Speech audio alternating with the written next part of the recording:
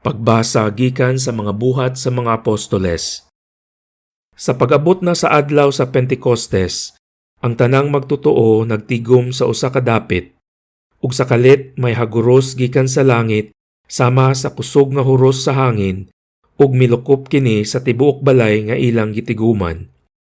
Unya nakakita sila daw mga dila nga kalayo nga nagtungtong diha sa matag usa kanila.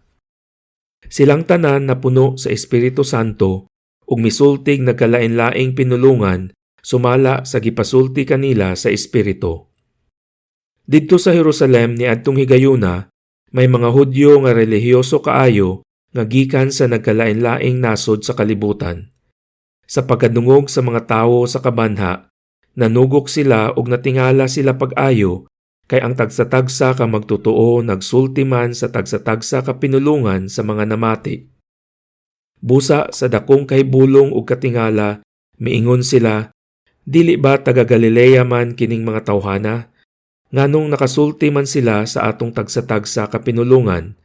Dinhi kanato may mga taga Parsia, Media, Elam, Mesopotamia, Judea, Cappadocia, Ponto, Asia, Phrygia, Pampilya, Ehipto, ug sa mga dapit sa Libya duol sa Cirene.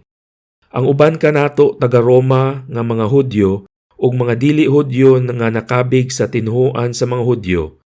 Ug may pipila pa kanato nga taga Creta ug Arabia, apan bisan pa niini, kitang tanan nakadungog kanila nga nagsulti sa atong tagsa-tagsa ka pinulungan mahitungod sa katingalahang mga butang nga gibuhat sa Dios.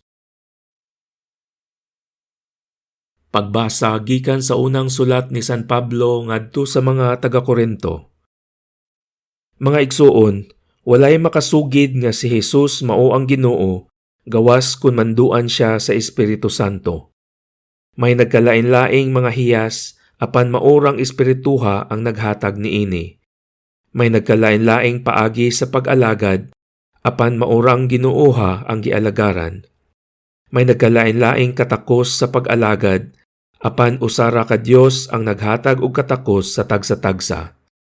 Adunay mga butang nga nagpaila nga ang presensya sa Espiritu anaa sa matag usa ug kini alang sa kaayuhan sa tanan. Si Kristo sama sa usa ka lawas nga may daghang bahin. Bisan kung nagkalain-lain ang mga bahin niini, usara gihapon kini kalawas. Ang uban kanato mga Hudyo, ang uban dili. Ang uban mga ulipon ug ang uban usab dili. Apan kitang tanan gibunyagan diha sa usa ka lawas pinaagi sa mao gihapong espiritu ug kitang tanan nakig-ambit pag-inom sa usa ka espiritu.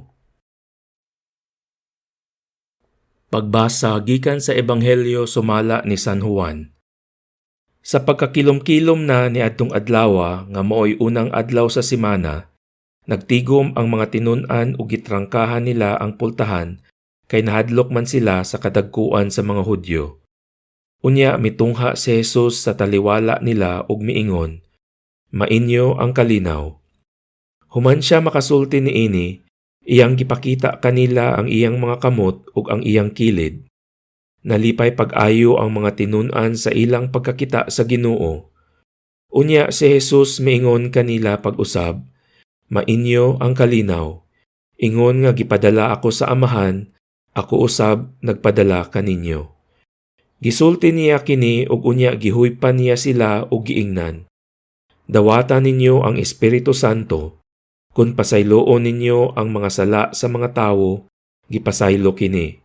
Kung dili ninyo pasayloon ang ilang mga sala, dili usab kini pasayloon."